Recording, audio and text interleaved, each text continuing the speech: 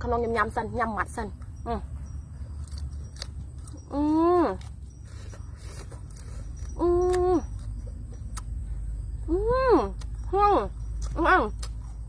rất tập bong không phải là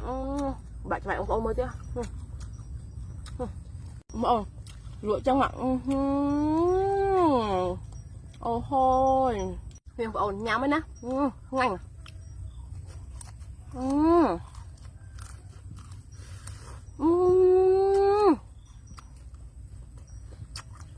ôi chuối mà không đó sợ bong ôi thôi nha